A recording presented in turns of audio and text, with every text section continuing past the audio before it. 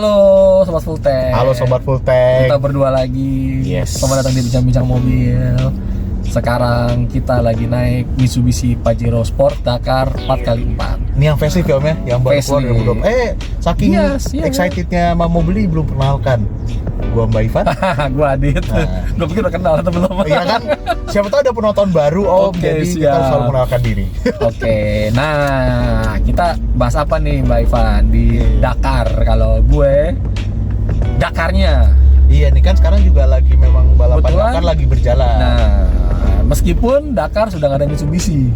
Iya, Sama sekali nggak ada loh. Kemarin gue buka di entry listnya sampai gue buka tuh, gue cari nggak ada Mitsubishi satupun Mitsubishi. Nggak ada privateer kan, kadang masih ada privateer. Nggak ada, nggak ada privateer. Atau kalau yang di stok car nggak tahu ya. Bagi katanya 2026 kan ada regulasi stok car baru tuh yang Defender ikut. Nah kita nggak tahu, jangan-jangan nanti mungkin mudah-mudahan nih Triton kan udah ikut Asia Pacific AXR ya, Asia Cross Country. Nah, itu udah pakai tim Rally Art yang Ribbon loh. Rally Art sempat ditutup, Toto Ribbon turunnya itu semua di AXR pakai Triton yang masih saudaranya Pajero ini. Betul sekali. Sayang kalau nggak ikut. Nah mungkin Mbak Ivan deh yang ensiklopedianya kuat ya. Mitsubishi Pajero sama Dakar apa hubungannya? Ya. Mitsubishi udah ngikutin Dakar dari tahun 80-an ya, malah tahun 83 ya. Itu yang pertama kali menang dengan Pajero yang kotak tuh, yang sponsor Nikon. Atau nggak tahun 84 seingat saya. Kalau nggak salah baca kemarin dia menang di tahun kedua, tahun ketiga. Tadi pertama kali 83, kedua 85 dia menang. Pokoknya yang kotak tuh yang sponsor Nikon di Gran Turismo 4 ada kalau pada tahu. Nah itu jadi sejarah panjangnya Mitsubishi di ajang Dakar. Dia tuh menang sudah berapa puluh kali tuh? 12 kali. Dari 26 kali ikut. Dari 26 kali ikut dari tahun 80-an. Baca kemarin, baru bikin artikel soalnya. Sampai 2000 tadi itu 2012 8 terakhir.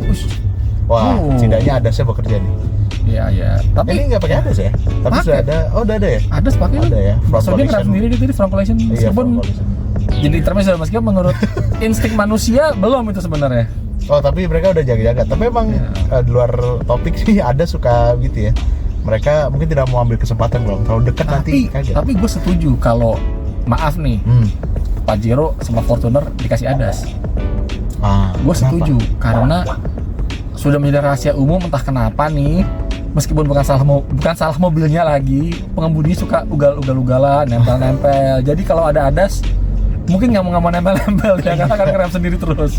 Betul juga, mungkin ya. Tapi kembali lagi itu oknum-oknum. Kita nggak bilang semua pengemudi Fortuner atau Pajero Sport. Kita sekarang lagi Pajero, kita sopan nempel. Jadi dipotongin orang mulu dari tadi.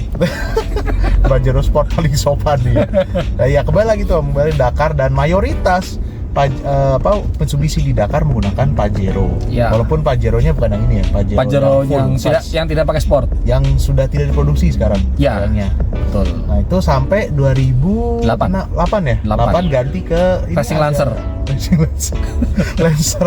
Lancer tapi SUV. Tapi jadi kayak Outlander ya kira-kira ya. Kalau sebelum belum ada kan waktu itu Outlander Sport. Belum. Tapi akhirnya jadi mirip ya. Dengan grill itu segala macam. Nah, tapi cuma setahun, abis itu mundur Mitsubishi-nya.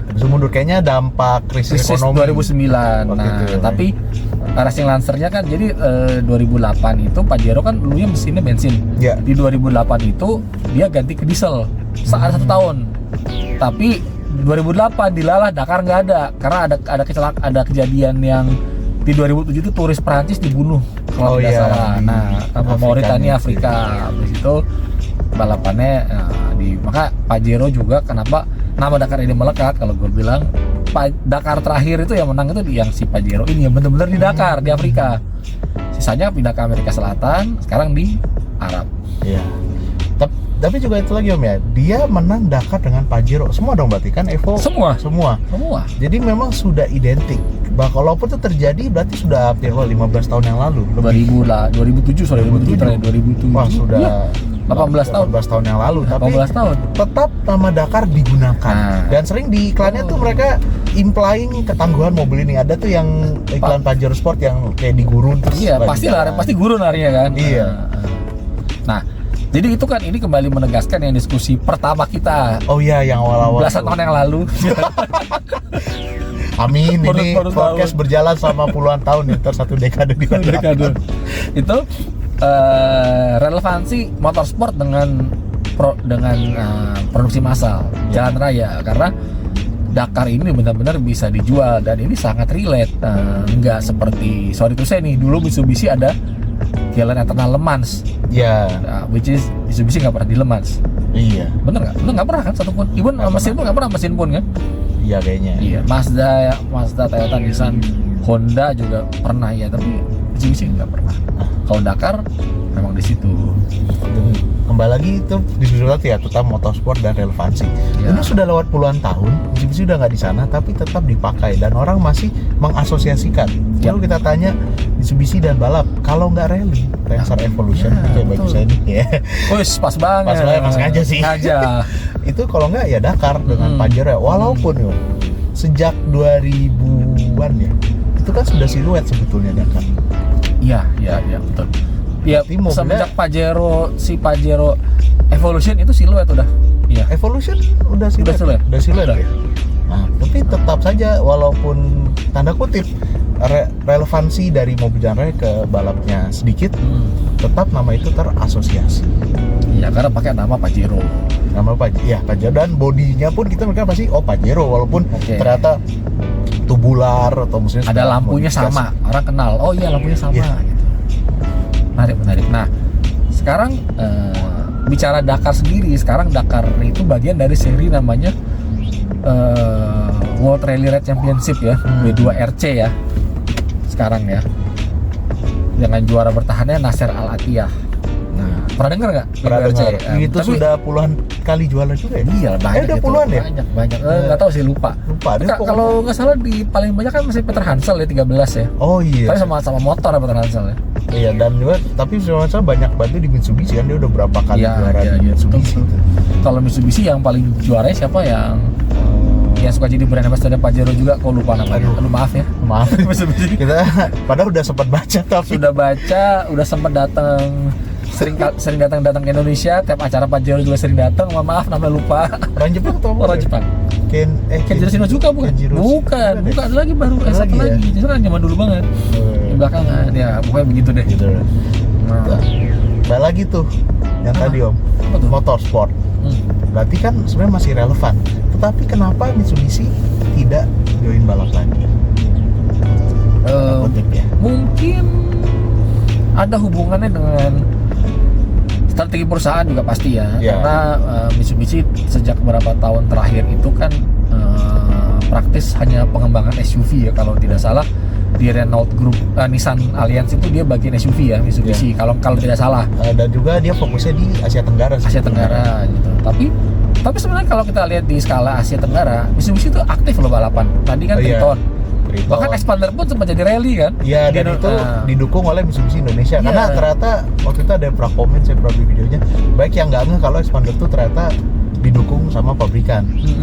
Dan juga di Australia masih ada Rally Art gitu. Jadi Rally Art tuh banyak yang kira tutup, Rally Art tuh branding lah, kayak Gazoo Racing, ada cabang-cabangnya. Secara overall memang sempat tutup, tapi ada yang cabang di Australia, New Zealand tuh masih independen dengan nama Rally Art. Dan mereka ikut turun menyumbangkan mobil balap EP4 ya. Nah, gitu. Tapi memang Mitsubishi memang darahnya tetap ya rally ya. Dalam bentuk apapun ya, mau yang cross country, rally raid atau apa. Makanya sayang sekali nih mereka belum ke Dakar lagi nih. Sayang sekali. Apakah mungkin nunggu Pajero baru, kita nggak tahu juga. Ya, atau mungkin kembali lagi mempertanyakan apakah masih relevan, kembali ke pertanyaan awal yang tadi. Betul. Dan juga sekarang nih memang di kita industri otomotif lagi menarik ya. Maksudnya menarik dalam arti lagi ada transisi ke elektrifikasi, disrupsi transisi. Dan sebenarnya dalam bicara parent company pun juga Nissan Mitsubishi itu sedang goncang-ganjing lah ya. Iya, katanya kan mau ada rencana merger dengan Honda. Nissan dengan Honda sudah buat pernyataan bersama, dan kemungkinan Mitsubishi ikut. Malah tadi pagi baca karena Renault juga mau ikut Renault katanya. Lah, gimana? Nah itu. Itu dia. Kita lihat ini Om ya, ngomongin rally di sekarang nih. Iya, rally ya, karena bukan Mitsubishi kan masih hubungan sama apa rally tadi. Kalau kita bicara Mitsubishi, yang kebayang pasti balap rally sama Dakar. Ya. Nah sementara rally sendiri juga, rally ini malah bisa dibilang sekarang lagi dalam masa-masa kritis ya. Iya, benar Bang. Udah berapa? Sejak 2018 cuma ada 3 pabrikan. Iya.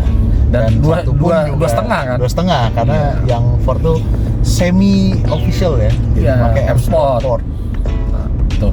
Nah, mungkin kira-kira sekarang kan kemarin ya, gue baca ada mereka mau lagi ada regulasi baru ya. Mungkin boleh nggak Mbak di-share?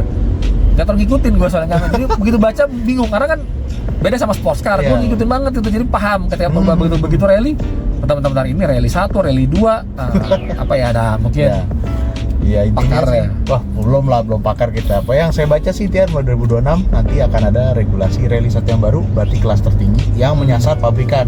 Dan tadi Om Bim tuh ada banyak tuh, jadi kasar rally 1 itu buat yang pabrikan, rally 2 tuh untuk yang privateer, yang mobilnya lebih terjangkau dan juga bisa dibeli gitu. Kalau rally 1 umumnya tuh tidak bisa dibeli. Iya. Kecuali Ford kemarin sampai dijual, ada yang dibeli di Indonesia juga. Iya. Tuh. Nah oke, di regulasi yang baru ini rencananya itu nanti akan pakai sasis tubular bersama. Jadi nggak tubular. Jadi tidak kuno lagi, agak kuno ya. Iya, sebenarnya lagi-lagi itu untuk cost cutting. Jadi dengan sasis bareng, maka pabrikan hanya perlu desain bodi, aerodinamika. Terus juga yang satu yang penting adalah hybrid ditiadakan. Nah, pertanyaannya nih ya, kita lihat nih dari 3 pabrikan yang main sekarang, Toyota, Ford, sama Hyundai. Tiga-tiganya kan lagi cukup getol di elektrifikasi dengan masing-masing kan. Betul. Toyota dengan hybridnya masih tetap masih kuat. Ya, dan DZ-nya kan mulai. DZ. Ford juga elektrifikasinya di global banget. Juga banget. Sampai Fiesta dan Focus dikat makanya. Yang terakhir ya Hyundai itu kan ada Hyundai N. Ya. Nah itu jadi gue jadi bingung gitu nih, kalau mereka meninggalkan hybrid, mereka bikin tubular.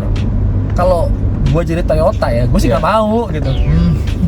Kayak kalau Om lihat gimana, lebih kayak relevansinya tuh gimana? Iya betul. Okay. Relevansinya dengan jalannya seperti apa gitu? Karena suka tidak suka gini. Di balapan itu pasti ada 2 model bisnisnya. Yang satu model ada 3 goal balapan masing. Yang satu cuma branding exercise, branding, jadi mereka menghitung ROI-nya dari image yang didapat pasti kan. Yang kedua mereka membuat pengembangan teknologi. Yang ketiga jualan mobil balap. Nah tapi bisa jadi sih kalau dengan begini. Tapi kalau sasisnya aja tubular, jualan mobil balapnya kan yang jualan bukan brandnya kan, konstruktor dong yang jualan. Bener nggak? Atau enggak? Tetap yang enggak sih, jualan tetap pabrikan ya. Sebenarnya kita lihat contoh mungkin seri lain ya, mungkin paling gampang mungkin NASCAR gitu. Oh iya, NASCAR kan sebenarnya tidak ada hubungan, udah nggak ada kan, hanya siluet, lampunya aja nggak ada, tapi betul. Orang recognize mereknya, oh ada Chevrolet, ada Toyota, ada mungkin kalau ngeliat kisah NASCAR mungkin bisa jadi masih, tapi kan NASCAR skalanya lokal. Betul. Super GT juga skala lokal. Nah kita untuk skala WRC, karena kekhawatiran gue ini nasib akan kayak seperti TCR yang dulu jadi WTCC udah bubar ganti TCR, sekarang ya udah jadi kejuaraan lokal kan. Ya jadi sempat jadi WTCR mengadopsi TCR, cuma lagi-lagi peminatnya sedikit ya. Mahal, karena bertarung di skala global tuh mahal. Ya beda dengan kalau regional kayak mungkin transport cost segala macam. Nah cuma saya melihatnya seperti ini Om. Apakah relevansi teknologi kejar raya itu meng-attract penonton? Nah, bisa enggak? Karena itu dia. Karena kalau kita lihat WRC, kalau saya lihat bukan masalah di mobil ya. Mungkin ya pabrikan sedikit jadi kurang menarik ya, mungkin karena ada orang yang prefer brand tertentu. Tapi saya lihat dari awal WRC ini salah di marketingnya nih kayaknya. Jadi tidak banyak orang yang nonton dan tertarik. Tapi mungkin juga itu limitasi ya. WRC itu kan ada di stage yang jauh. Jadi nggak bisa kayak live-nya mungkin lebih ribet dan akhirnya harus kembali ke kos, karena WRC hanya bisa diakses kalau kita berbayar. Kalau penonton seperti era guru B di Jaban Now nggak mungkin ya orang di pinggir nonton begitu ya, mati berapa ratus. Dan itu tapi ternyata masih jadi problem sampai sekarang tuh. Orang pada nonton di pinggir jalan terlalu dekat. Pasti. Pernah ada yang video Michelle Mouton marah-marahin orang karena dia ternyata jadi yang bagian safety itu. Nah kembali lagi tuh, jadi kita lihat kasus yang balapan lain ya, mungkin kayak GT3 itu masih lumayan ramai, walaupun sebenarnya relevansi ke jalan raya agak sedikit ya. Bahkan beberapa mobil yang jalan raya pakai hybrid begitu masuk GT3 jadi biasa, jadi rear wheel drive. Tapi kalau GT3 itu kan mereka memang wajib menjual mobil kan. Ya, customer betul. Dulu kan sempat Cadillac kan, sempat di Amerika kan, sempat yang Pirelli World Challenge itu kan sempat bikin mobil GT3 yang tidak dijual kan. Iya. Akhirnya kan tidak boleh lagi kan. Dan yang sebenarnya merusak idenya kan, karena yang customer racing, privateer kan, meskipun seperti tim kayak Mante dulu ada WRT, itu semua tim pabrikan, terus tanda kutip lah AF Corse, jadi dibilangnya development team, tapi mereka dapat dukungan, dapat tester baru, dipinjamkan factory drive. Pembalap juga pembalap pabrikan juga, pabrikan dipinjamkan memang. Nah, kembali lagi itu, apakah dengan revamp ini apakah WRC bisa menarik? Kalau menurut saya, kalau tanpa marketingnya ya dibuat lebih bagus lagi, mungkin agak susah nih. Walaupun lebih murah.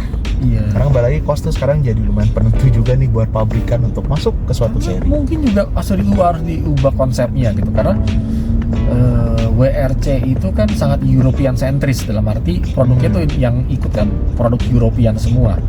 Sementara kita tahu Eropa itu sekarang bukan shrinking, tapi pengaruh produk Eropa terhadap global itu kan mengecil sekarang. Kita tidak lihat mobil yang develop di Eropa kan udah nggak kompetitif lagi sekarang kan. Terutama konsep hatchback gitu kan udah nggak kena. Golf udah bertahun-tahun nggak ganti model, Focus sudah tidak ada, Polo juga sama. Dan kita lihat tadi mobil WRC sekarang itu kan minimal udah 5 tahun, 2019 malah rata-rata keluar produknya. Sedangkan dengan sekarang belum ada tanda-tanda akan penggantian gitu. Kita belum dengar adanya rencana Toyota meluncurkan Yaris baru gitu, malah Starlet yang masih berkencang. Iya. Nah, dan juga sebenarnya Yaris yang ada di itu juga disuatnya ke GR Yaris ya. Sebetulnya model niche ya. Itu sempat jadi perbincangan juga tuh, karena model-model yang dipakai di Indonesia belum tentu dijual di pasar negara lain. Iya. Jadi ketika katakanlah yang separangan kayak WRC ke Jepang dulu kayak argumennya mobilnya tidak dijual di Jepang gitu. Iya. Terus kayak buat untuk apa kasarnya? Betul. Nah, itulah yang harus diinin. Dan apakah nanti akan bergeser serba salah lagi dong? Kan seperti kita lihat Ford tuh pakai Puma yang merupakan SUV itu, tapi baik yang mengkritisi juga ya. Betul. Karena mobil SUV kenapa ikut rally? Jadi kita gimana nih antara fans dan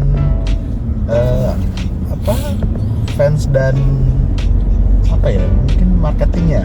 Fans dan marketing. Sebenarnya fans juga macam-macam. Ada fans die hard, ada fans yang casual, ada fans yang toxic juga ada. Kan mana-mana kan jadi masalah itu kan, fandom toxic itu kan mana-mana. Nah itu di situ yang makanya menjadi pertanyaan itu, apa relevansinya gitu. Tapi kalau gue pikir sih, kalau pabrikannya punya strategi dan mereka bisa menjamin, let's say ada 10 tim yang mau ini, sekarang cuma 5 tim kalau salah terakhir ya. Di WRC cuma 5 kan, 5 kontainer kalau salah terakhir, kalau nggak salah iya, karena Ford jadi satu mobil aja. Iya kan? Benar kan? Dari 5 kontainer itu, nah itu siapa nonton 5 apa garing banget. Iya. Gitu kan? Harus minimal ada 10 tim dengan 2 Pirelli, jadi 20 mobil, 3 pabrikan. Bisa yang accessible. Nah kalau gitu model bisnisnya pasti bisa jalan. Tapi jeleknya kalau sistem siluet atau apa, nanti kejadiannya kayak LMP2 juga nanti itu takutnya. Satu konstruktor yang begitu ada yang laku, semua lari ke situ. Tapi ya itu bisa enggak. Iya. Nah, itu yang concernnya WRC sih. Dan dengan tidak ada hybrid, apa ada sih pabrikan yang sekarang masih tidak menjual produk hybrid? Ya, semua pasti punya hybrid, elektrifikasi kan? Apa iya sih masih? Apakah masih ada mobil baru yang purely ICE? Nah itu ada gap antara market sama, terus yang mau dipromot dari pabrikan itu dengan ikut WRC apa? Tangguhannya apa? Tangguhan bodi udah beda, mesin nggak relate hybrid. Nah itu yang bahayanya nih. Kalau GT3 kan mobilnya sports car, beda case nih. Iya. Dan tuh customer oriented juga ya. Tapi ya itu kembali sama saya, apakah cara orang umum melihat itu kah? Sepertinya tadi Pajero identik dengan Dakar. Memang awal-awal banyak yang production based, tapi terakhir ketika Pajero ke Dakar sudah model siluet. Tapi orang tetap mengasosiasikan, dan kalau lihat seperti tadi ya beberapa kasus balapan yang kasarnya pakai siluet pun tetap laku. Iya. Tanpa orang melihat ini relevansinya ada atau enggak. Jadi menariknya gitu sih. Dan kembali kita malah nggak ngomongin Dakar loh. Dakar, benar juga ya. Dakar sebenarnya itu salah satu balapan yang regulasinya masih bebas sekali. Betul. Dan tahun ini yang cukup menarik itu Dacia ya. Mobilnya kayak bagi.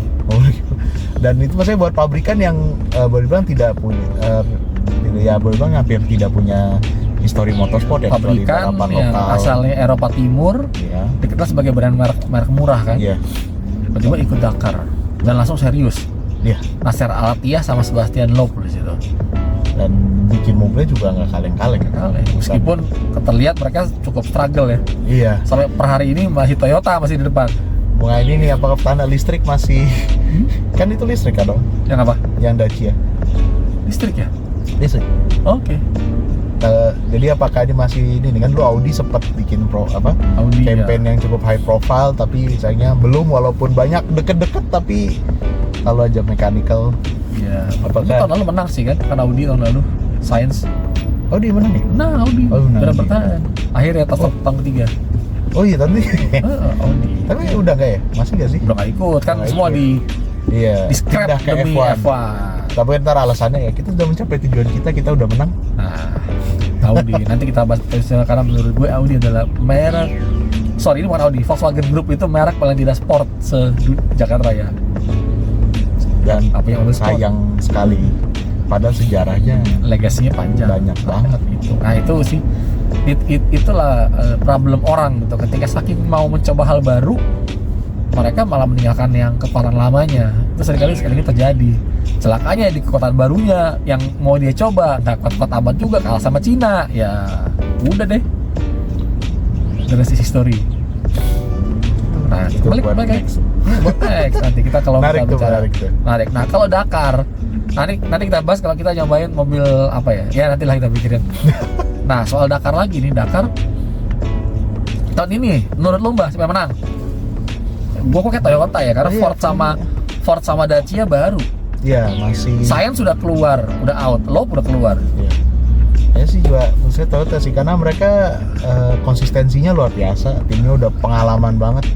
Jadi walaupun dengan pembalap pembalap intinya pada keluar, kayaknya bisa jadi nih. Malah yang mimpin kan paling nggak apa Hengel Latingan siapa itu. Yang atau kalau Ginel de Villiers tahu, gue ada fotonya dulu sama dia. Oh, ada. Pernah ketemu. Di mana? 2007 di Tunisia. Oh, jauh banget. Nanti foto gue share di sini. Nggak apa. Nah itu juga benar tuh. Karena Ford datang ikut Dakar tapi lumayan konvensional. Iya. Beda dengan Dacia dengan futuristik listrik. Itu agak unik tuh Ford tuh. Dia konvensional banget. Apakah itu kembali ke pasar ya? Karena di Amerika walaupun adopsi listrik juga banyak, tapi mayoritas masih banyak yang prefer mobil combustion engine. Karena Amerika luas, kita nggak bisa bicara East Coast, West Coast, tapi pertengah-tengahnya itu tuh. Beda dengan Dacia yang lagi nge-push, mereka bikin mobil listrik murah kan, Dacia. Apa tuh Jogger ya? Bukan ya? Lupa. Pokoknya ada. Jadi salah satu merek Eropa yang disebut bisa menghadang brand mobil Cina. Dacia, karena murah banget, listrik di bawah 30.000 euro. Lumayan ya, di Eropa tuh dibilang MG4-nya murah katanya, mobil murah banget. Di kita kan MG4 masih mahal. Iya itu dia. Nah mungkin sudah mau ini kita lagi keluar, kita closing remark. Jadi intinya adalah tetap motorsport masih relevan.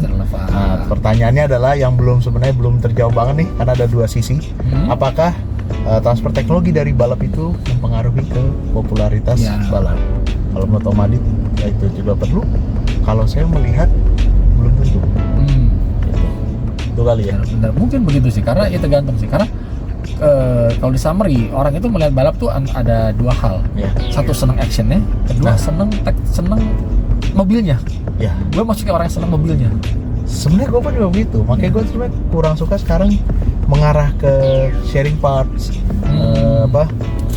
Gak ada inovasi gak ada sesuatu, dan jadinya tidak ada beda. Dulu spek series dulu kan banyak jenis, ada kayak rally dulu ada yang milih hatchback, ada yang milih sedan, mesinnya juga Celica, malah ada Celica, ada Subaru, ada Escort, yang pakai sedan base kan Subaru dengan Impreza. Jadi ini lagi, pada mau penutup apa-apa, tapi nah sebelum kita ini dulu, kita endorse dulu nih. Kita endorse. Bahasanya kayaknya maksa gitu endorse-nya gitu. Nah, tentunya habis ngobrol kita minum. Ini ada Premier Water. Jangan lupa disebut dari Berkah Pangan. Dari Berkah Pangan. Nah, ini keunggulannya adalah ini O2 ya, jadi ada oksigen. Jadi biasanya kalau air dikasih oksigen tuh kita jadi bisa membantu metabolisme katanya. Jadi katanya bisa sampai kulit juga jadi ini. Jadi lebih mungkin belum mencoba. Maksudnya nggak kelihatan juga. Oh iya, nggak langsung. Tentunya makanya harus minum terus. Gitu. Nah, kalau tertarik ini sudah bisa didapatkan di mana? Nanti tersilah nggak? Oke, nanti ada agen-agennya, nanti bisa kalian cek di sini. Nah, nanti penasaran. IG-nya kita tampilkan di sini. Boleh. Oke, sip. Kalau begitu kita selesaikan dulu. Ya. Part 1 dengan Pajero, nanti masih ada part 2. Jadi akhirnya kalau video berikutnya bajunya sama, mobilnya sama, tapi topiknya berbeda. Jangan lupa nonton. Terima kasih sudah menonton. Gue Ivan. Gue Adit. Sampai bertemu di video selanjutnya.